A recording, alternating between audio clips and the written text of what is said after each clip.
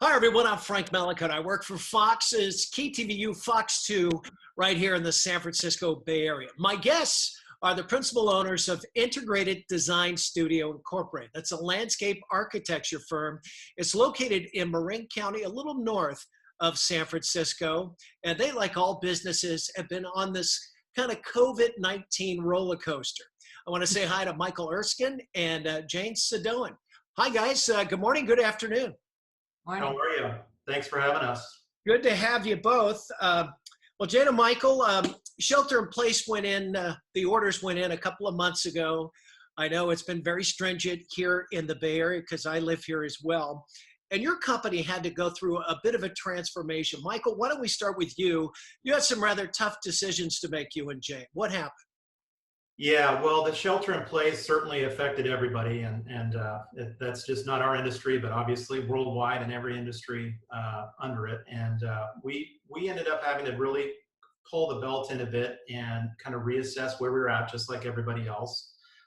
We have fully transitioned to a workforce that works remotely, so we are completely in the cloud and so it's a big change, ways to work together. We're architects and designers, and having that ability to work together is important. But it's a big change to work online together. But it's happening. It's happening.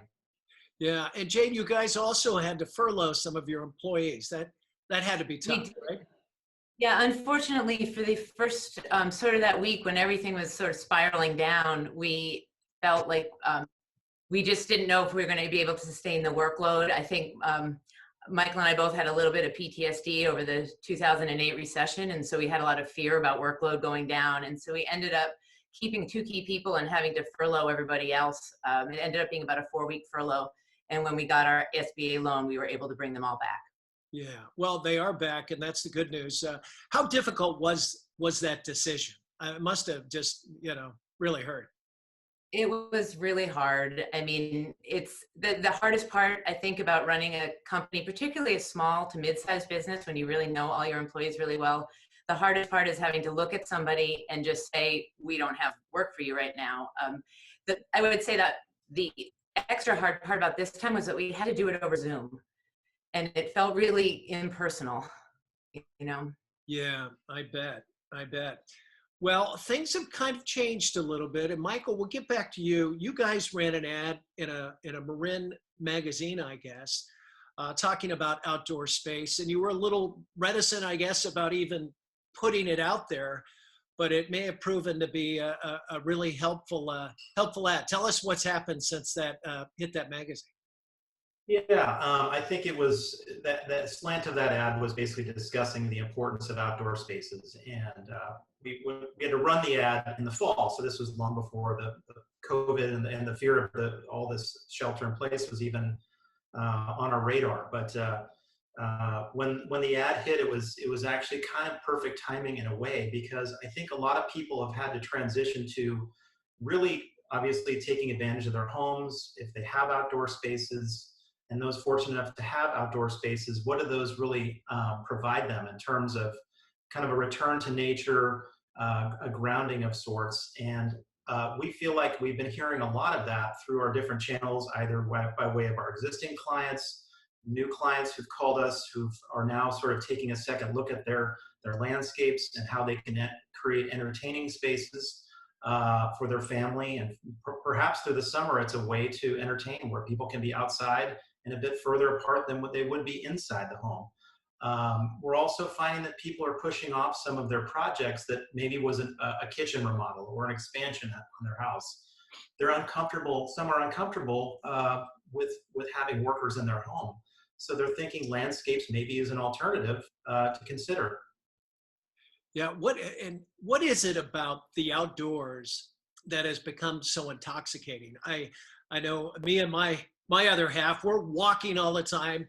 You're just kind of stuck in the house and you want to get out. So I can see, Jane, while a lot of people might be knocking on your door to, turn their backyard into something a little special. They are. I think we're seeing it in 2 ways. I see it just as overall trend. I think it's 2 things. One is people are locked in their house, so they suddenly have the desire to get out of their house. And I think the other thing is people are spending so much time on their screens, whether on their smartphones or on work meetings through Zoom, and they're teaching their kids online, that there's just sort of this counter effect of wanting to get out and just be somewhere where it's the sort of the anti-screen, the real world, if you will. And so we do see that. I see it in the people clamoring to have the parks open. You know, as they started closing the parks, there were howls everywhere, like, no, don't close our parks, don't take that away. And I find it kind of heartwarming to see this increased interest in nature, which I think sometimes we didn't really appreciate as much before we started thinking it was going to be taken away. Yeah, you know, it's kind of like we're all back to basics. We're eating dinners, whether we like it or not, with our families, spending more time. I know kids with parents, or parents with kids, rather, or maybe the other way around. You know, they got to homeschool their kids. We're kind of on top of each other. And there's something about a nice brisk walk after dinner or early in the morning where you can kind of, you know, get reacquainted with nature a little bit. Jane, why don't you start? Why don't you talk about some of the projects that you guys are working on now and what people want out there? Well, there's a huge range in what people are asking for, but there was sort of a slowdown right when we sheltered in place, and now every call we're getting, the calls are immediately looking for safe and creative places for the kids to play. I think they're realizing some people for a while had sort of just thought the kids would play outside, but maybe they didn't do it as much. Now they really want specific activities for the kids to do. And the other is outdoor dining spaces where they feel, and entertainment, not just dining, but there's maybe heat lamps installed for evening entertaining, more table space, patios, outdoor kitchens, some things that will let people really use that space even when they don't feel comfortable entertaining inside their homes. And Mike, how do you do landscape architecture with that social distancing in mind? I mean, families are families, they're going to hang together, but you might have some friends over down the road. Are you keeping that in mind when you guys design, you know, kitchens and backyards and that kind of thing? We are. What we're allowing for is perhaps a little bit more breathing room, so to speak, in some of those spaces. So maybe a patio or dining area has a little bit more square footage. Maybe it's a longer table. Maybe it's a couple tables where it was originally a four-top. You know, so it's just thinking through the ability of having flexible spaces, the ability to perhaps integrate some edibles. So people are very excited about growing their vegetable gardens right now. Not that they weren't in the past, but there's just been a real interest in the outdoor spaces and what that can provide them, just in terms of kind of a re-energization of themselves. Some people are working out in their backyards. We're talking to people, they want pull-up bars, they want weights, they want all, you know, it's kind of an interesting thing. People have, I mean, this area, we're fortunate enough as landscape architects to be working here, A, but B, and people really value the outdoor spaces. But during this time, I think really people have turned back and really looked at these spaces as even more valuable. Yeah, no doubt about it.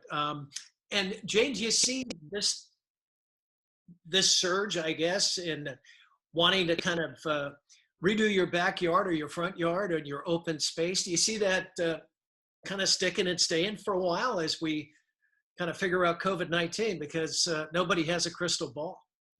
I know. I hope it stays. I hope it stays for a lot of reasons. I hope it stays because we love designing these spaces and we want to keep doing it and doing more of it. I also hope it stays because I find it very inspiring that there is this renewed interest in nature. I mean, we're sitting here in this pandemic, which is a very unhealthy context, and the thought that this is what it's taken to inspire people to be out more and keep the health benefits of being outdoors seems like almost the sort of the silver lining in this is that people might overall have healthier behaviors, you know, get away from their screens, get outside, de-stress. And my hope is that would continue for the long term. And I got some friends in commercial real estate. And if you got 2 floors at Salesforce Tower in San Francisco, and you're finding that most of your employees are working from home and they're more proficient, then why do we need all this space? There was an article just today in the Wall Street Journal talking about outdoor offices for companies working, you know, outdoors to keep the space. Obviously, you'd have to be in the right climate, but is that a niche that you guys might go into, Jane? Yeah, we actually have done some of this before. We had, for a long time, we were repping a certain product that did little modular outdoor offices or guest houses or something like that. And we've actually been approached recently by another couple companies that want to do that. And I think the ability for people to just put something like a shed type office in their backyard really allows the flexibility of your home with your kids. You feel like you're with your family, but you can also go do those private phone calls that you want to do. And a lot of times when people are going to put those sheds in, they need to do some sort of planning in their yard or master planning or permitting or something. We can take them all across. So that is another thing that's really getting added on.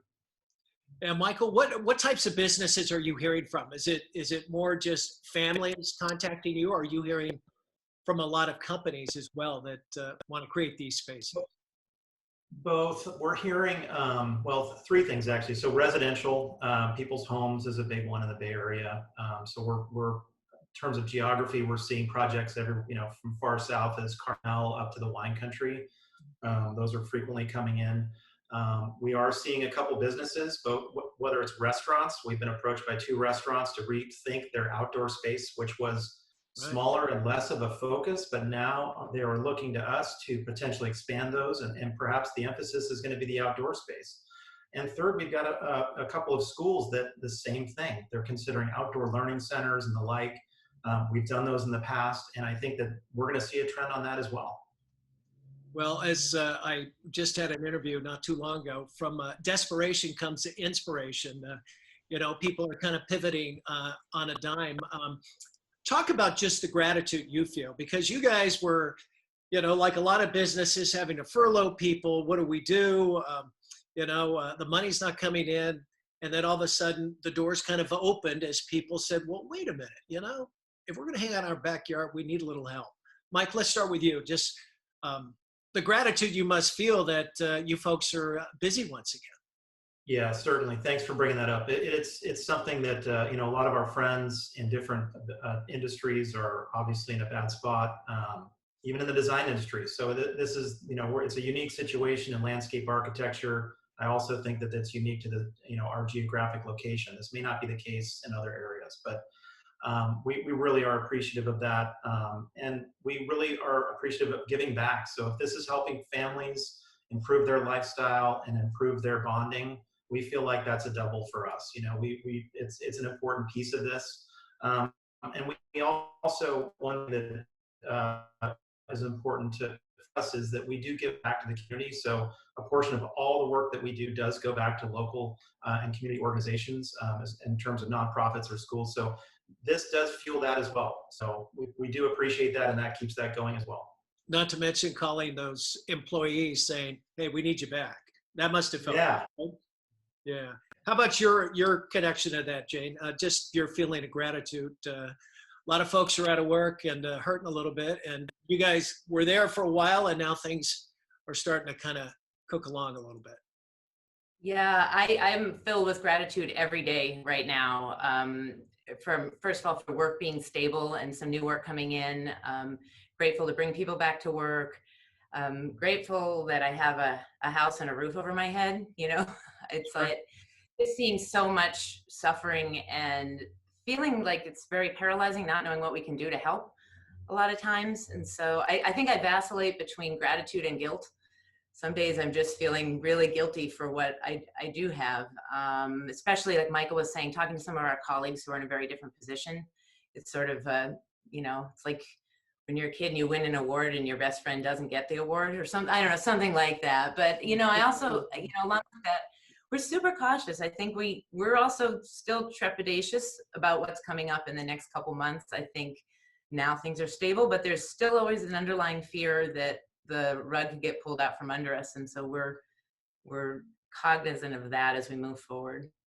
And Michael, can you talk about the CARES Act? I know you folks got a little bit of help from the federal government. How important was that to get a small business loan from that? Yeah, what it did for us, as Jane just said, sort of dovetailing on that, we've been really conservative since the last downturn a decade ago. And so what it allowed us to do is to, without any hiccup or even second thought, to bring back our entire workforce, which that's what the PPP program is for. Mm-hmm. But I think that that's just going to help prolong and continue our trajectory, assuming that we don't have a major fallout in the fall with economic conditions. Obviously, we're all hoping that doesn't affect us negatively. But I think it's been really helpful, and we're appreciative of that as well. So it's been great, and it's really, as Jane mentioned earlier, laying off people who've worked for us for many, many years. They're like friends, they're like family. It's a rough thing, but it's really nice to bring them back. It felt really good. So we're hoping to continue that. Yeah. Can we talk about Marin County a little bit? This will go all over the country. It's a little north of San Francisco on the other side of the Golden Gate. Jane, just can you give us a little inkling of how life is in Marin right now under these shelter in place orders? I can. I actually live in Berkeley, so Michael might be better off to speak to the day-to-day in and out. Berkeley's fine. Berkeley's very different than Marin, but I'd say that there's an incredible amount of people outdoors and on the street. One of the things that struck me is how polite everybody's being, passing each other, walking by. I mean, I'm out walking my dog all the time, along with all the other people who are walking their dogs all the time, and it's so nice to see. I see, if somebody is older or struggling is coming down the sidewalk. I see young people step out into the street to make sure they're not passing too close. With people with babies, other people step in the street. And then I've had some people step, I'm walking my dog and they're just someone walking along, and they go out and go around me. And I don't know, but there's always some smiling and just sort of a feeling of saying hello. And I don't know. I think that I like the feeling. I don't like the feeling this is happening, but I like the feeling that we're all in this together, and it feels that way, even just passing strangers. Well, we're kind of getting back to our roots, and I think it's the rebirth of manners. People are being nice again, and because it doesn't just affect some, it affects all of us. And if you're wearing a mask, that means you're looking out for the person in front of you and behind you as well. So true. Mike, how about Marin County? How are things there? Well, I grew up in Marin County, and I remember it as a much smaller place in terms of the number of people and cars on the road. And the upside, if I'll call it silver lining to this, is that there's a certain quietness to Marin right now that I feel like people are kind of reconnecting at the more local level. So you're getting to know the folks on your street, because just like Jane's saying, you're walking your dog a little more. Maybe you're taking a hike, or yesterday I went for a mountain bike ride and caught up with a couple people who, as we're riding up the hill, lo and behold, they live a couple blocks away. So there's just a little bit more of that connectivity, and people kind of asking how they're doing. And, hey, I feel like it has kind of sparked a little bit more interest at that interpersonal level that maybe wasn't there before. So for that, I'm grateful. In terms of the shelter in place, it's similar to what Jane mentioned. People they're kind of out and about, but it seems like a little bit friendlier. More people are a little bit more patient in traffic, if there is any. So it's going fine. Yeah. The traffic is a bonus, let me tell you. Yeah, go ahead, Jane. I would just add on to that too. I think the people we haven't mentioned here so far are some of our clients. I had an overwhelming sense of gratitude when we first started talking about applying for the PPP loan, and we had a few current clients we were worried they were all going to cancel their projects. And every single person that I got in touch with, they'd said, no, we're up and running, and we've got our staff, and we're all working remotely. They were just so gracious and so positive, like, oh, I'm so glad you guys are doing well, and I'm really happy that we can keep continuing. And so I think that's a piece that gets lost in this a little bit too. And our clients are in Marin and all over Northern California, but I think in particular that was a nice thing to feel. I felt very supported, and I think a lot of our, we don't do a lot of advertising. A lot of what we do is word of mouth and building relationships with people. So that felt really good. Good. Well, Michael, if people want to get in touch with your landscape architect firm, what do they need to do? How do they do it? Probably best thing is to visit our website, which is integrateddesignstudio.com. On that website, you can click a form to get in touch with us and/or our phone number. That'll give you a little flavor of the work we do, whether it's residential or schools or community work. So yeah, that'd be great. And Jane, I went through the website. You guys do everything, don't you? Oh, well, not everything, but almost. We try. Well, it all looks terrific, that's for sure. Want to thank you both. That's Michael Erskine and Jane Sadoan. They are the principal owners of Integrated Design Studio. You can find them in Mill Valley, California, a little north of San Francisco. Michael and Jane, thank you very much. Thank you. We appreciate it. Good to have you with us, and hope nothing but the best, and we all get through this together. I'm Frank Malakote. I work for Fox, here in the Bay Area. And remember, if you want more information, you can always go to coronavirusnow.com. Have a good day.